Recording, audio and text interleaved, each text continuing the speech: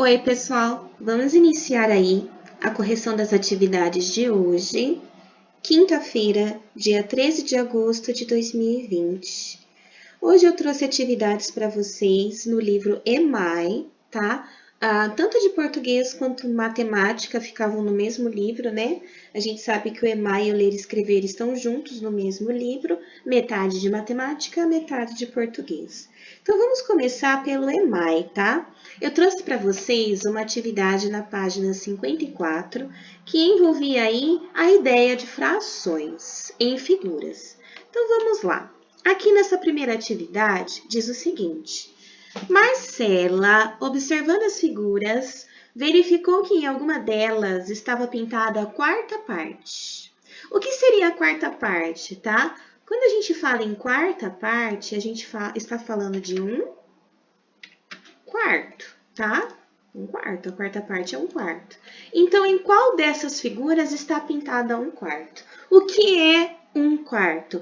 É uma figura dividida em quatro partes iguais, onde apenas uma parte, um pedaço, é pintado, tá? Então, vamos lá, na letra A. A gente observa aqui que a figura foi dividida em uma, duas, três, quatro partes. E as quatro partes são iguais. Se elas são iguais e eu peguei uma só, então aqui está pintada a quarta parte, tá? A letra B. A letra B, a gente vê que está dividida em quatro pedaços, né? 1, 2, 3, 4, mas a parte pintada, ela não é igual às outras partes, tá? Ela é um pouco menor. Então, se a gente for analisar, ó, se eu passasse esse mesmo risco no restante da figura, a gente veria que, na verdade, esse pedaço representa quanto, né? 1, 2, 3, 4, 5, 6. Então, aqui está pintado um sexto, tá? Então, não é, não é um quarto, é um sexto, tá? Ele pegou um pedaço aqui que representa uma parte de 6, na verdade, não uma parte de 4, tá? Esse pedacinho que foi pintado aqui, ó, é um sexto, na verdade. Na letra C, para vocês verificarem se tá pintada a quarta parte ou não, eu recomendo completar a figura para ver se corresponde à quarta parte mesmo. Aqui na letra C a gente vê o que, né? 1, 2, 3, 4 partes, mas elas não são iguais, tá? Se a gente fosse deixar igualzinha, né, a parte pintada, vamos ver. Aqui. Opa. Aqui. Aqui. Opa. Aqui. E aqui no meio também. Então, se a gente fosse deixar todas as partes iguaizinhas a essa que foi pintada, a gente veria que deu quanto, ó? 1, 2, 3, 4, 5, 6, 7, 8, 9, né? 1, 2, 3, 4, 5, 6, 7, 8. Então, tem 8 pedaços, tá? Então, foi pintada uma parte de 8, na verdade, e não um quarto, tá? Só é um quarto quando todas as partes representam a mesma quantidade, o mesmo tamanho. Ali a gente viu que estava dividido em 4 pedaços, mas não eram 4 pedaços iguais. Se eu deixasse todas as partes do mesmo tamanho, a gente via aí que dava 8 partes e foi pintada uma só, tá? Então, aqui também não é, a letra C não é a quarta parte, não é um quarto. E se a gente for ver a letra D? 1, 2, 3, 4 partes e foi pintada uma só. Essa parte pintada é do mesmo tamanho das outras? Sim, é. Então, a letra D também é a quarta parte, representa um quarto, tá? Letra E. 1, 2, 3, 4. A gente tem 4 partes iguais e foi pintada uma. Também representa um quarto. E a letra F? Mesma coisa, né? Vamos deixar os pedacinhos todos iguais para ver? Então, vamos lá. A gente desenha os riscos que faltam, porque a gente vê que as partes elas não estão iguais, né? Aqui. Opa. Se eu for fazer um triângulo igualzinho de baixo, assim, ó. Aí. Então, vamos pensar, ó. Vamos ignorar esse risco e esse. A gente não tem 1, 2, 3, 4 triângulos grandes? e foi pego um triângulo só, então ele representa a quarta parte, se a gente tivesse transformado em 4 triângulos iguais. Mas vamos deixar tudo pequenininho, para vocês verem como representa um quarto mesmo, ó. Vamos lá. E eu vou dividir até esse triângulo aqui para deixar todos os pedaços iguais. Opa! Mais para cima um pouco. Aí eu faço aqui. Pronto. Agora a gente vai contar quantos pedaços tem. 1, 2, 3, 4, 5, 6, 7, 8, né? Igual essa daqui. A gente dividiu em 8 partes. E foram pegas 2 partes. Então, essa parte pintada, eu não dividi na metade aqui o triângulo, então não é uma parte só, são 2. Dá 2 oitavos, tá? 2 oitavos é igual se eu consigo simplificar os 2 oitavos, tá? Se eu dividir 2 por 2, dá 1. E se eu dividir 8 por 2, 8 dividido por 2 dá 4. Então, o que a professora fez aqui? Eu peguei a figura e eu deixei todas as partes do mesmo tamanho, tá? Para eu poder analisar se são 4 partes iguais. Analisando e deixando a figura com todos os pedaços do mesmo tamanho, eu vejo que ele pegou 2 partes de 8. A fração 2 oitavos dá para simplificar. Eu divido o numerador e o denominador pela mesma quantidade. Divido 2 por 2 e 8 por 2. 2 dividido por 2 dá 1. E 8 dividido por 2 dá 4. Isso significa que 2 oitavos é uma fração equivalente a 1/4. Então, a figura F representa, assim, 1/4, tá, gente? Então, olha só como existe na gente um pensamento, um conhecimento aí sobre fração. Quando a gente fala em pegar partes iguais em fração, não importa que a figura está dividida em 6 partes. Eu só vou considerar se as partes forem iguais. Se elas não forem iguais, se elas não forem do mesmo tamanho, eu tenho que deixá-las do mesmo tamanho para eu saber quanto aquela parte pintada representa. Então, através disso, eu analisei as 6 figuras e achei apenas 4, aonde a parte pintada representava 1/4 ou a quarta parte, tá? Que era o que eles queriam. Então, ó, em quais delas isso ocorreu? A gente tem que colocar as letras, né? Apenas, deixa eu colocar letra maiúscula, né? Apenas nas figuras A, D, E e F, tá? Apenas nessas figuras, tá bom? Marcela disse para sua mãe que pintou a terça parte de cada figura. Você acha que ela acertou? Por quê? Então, vamos ver. A gente vai trabalhar aí também com fração equivalente, ó. Quantas partes foi dividida a letra A? 1, 2, 3, 4, 5, 6, 7, 8, 9, 10, 11, 12. E quantas partes foram pintadas? 4. 4 partes de 12, né? Essa é a fração. Eu simplifico para ver se representa 1/3. Terça parte é 1/3, tá, gente? Então, 4. Se eu dividir 4 por 4, dá 1. Se eu dividir 12 por 4, lembra que quando a gente simplifica, o número de baixo e o número de cima tem que ser dividido pela mesma quantidade. Se eu dividir 4 por 4, 12 eu vou dividir por 4 também. 12 dividido por 4 dá 3. Então, a letra A representa, assim, a terça parte, tá? Letra A representa, tá certinho? Terça parte. Tá? Agora, a letra B.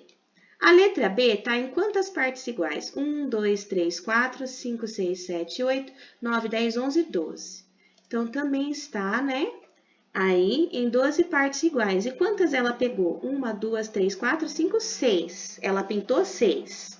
Então, é 6 partes de 12 que ela pintou, tá? Se eu for trabalhar com a simplificação, né? Para ver, deixar a fração irredutível. Vamos lá. 6 dividido por 6 dá 1, né? 12 dá para dividir por 6? Dá. Quanto dá 12 dividido por 6? Dá 2. Então, aqui na letra B, ela não pintou a terça parte. Ela pintou a... Ai, onde que eu ponho isso aqui? Eu vou pôr aqui. Ela pintou a metade, ela pintou meio da figura, tá? Se eu passar esses dois quadradinhos pintados para cá, a gente vê certinho que ela pintou metade da figura. Então, a letra B não representa a terça parte. Vamos ver a letra C. Em quantas partes a figura foi dividida? 1, 2, 3, 4, 5, 6, 7, 8, 9, 10, 11, 12. Em 12 também. Quantas ela pintou? 1, 2, 3, 4, 5, 6. Então, também ela pintou aqui 6 dozeavos, que a gente já simplificou e a gente sabe que é o mesmo, tá? É uma fração equivalente a 1/2, né? 6 não é metade de 12? Então, também representa metade a letra C. Se representa metade, não é a terça parte, tá? Então, a gente tem que explicar onde a Marcela acertou e onde ela errou, tá? Você acha que ela acertou por quê? Marcela acertou apenas a letra A, pois 4 dozeavos é equivalente a 1/3. Já nas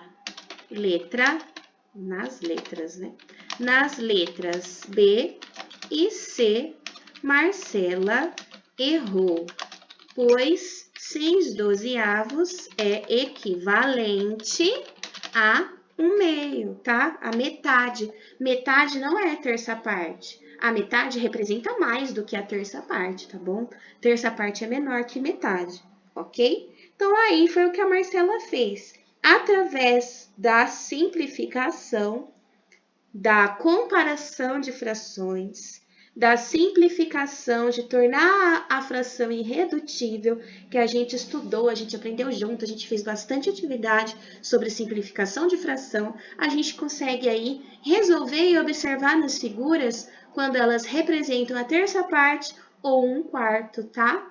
Então, sempre que você trabalhar com fração, você pegar uma fração com números grandes, 12, 24, 30, simplifica, deixa ela irredutível para você saber se ela representa metade, terça parte, tá? Ou até mesmo a porcentagem, se representa 75%, 25%. Sempre trabalha aí com a simplificação das frações, que fica mais fácil de você visualizar se representa ou não a terça parte ou 1/2, tá bom?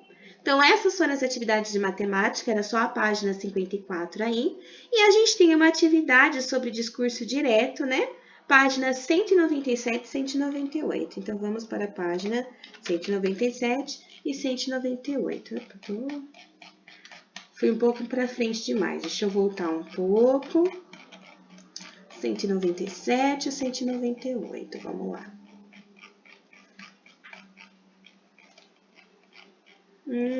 Já quase, 199 é aqui.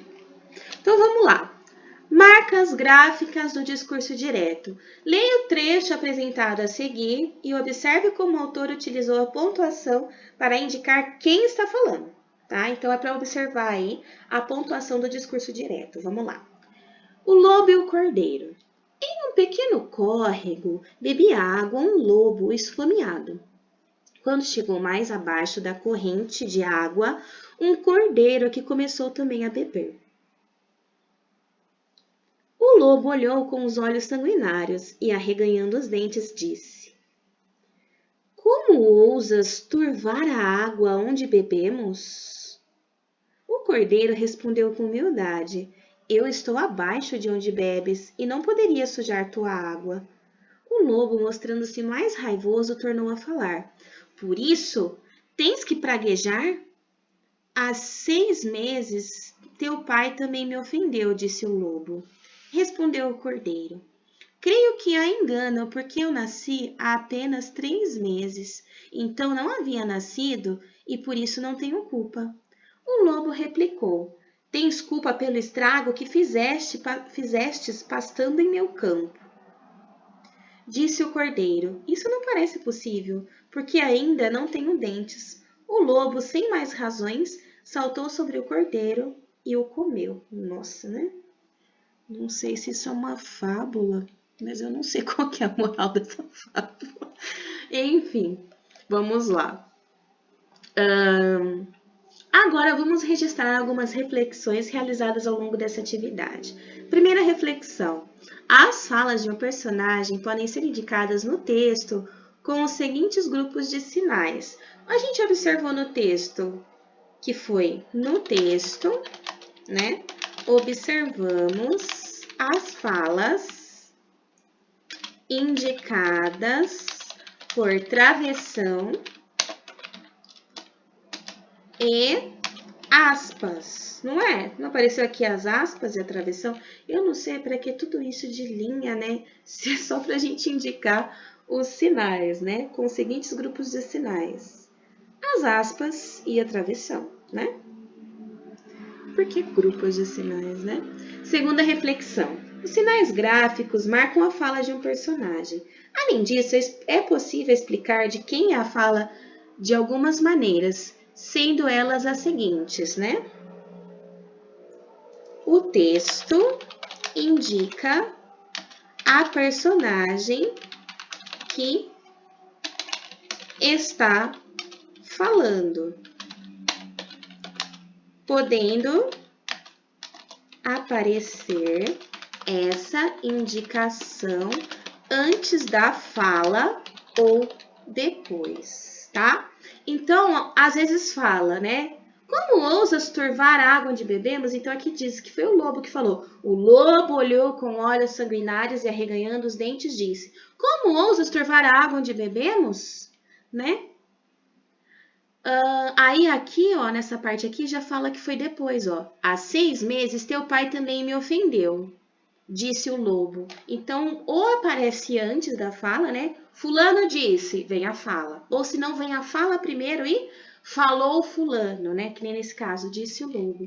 Então, aqui o texto pode indicar quem está falando ou antes da fala ou depois, tá?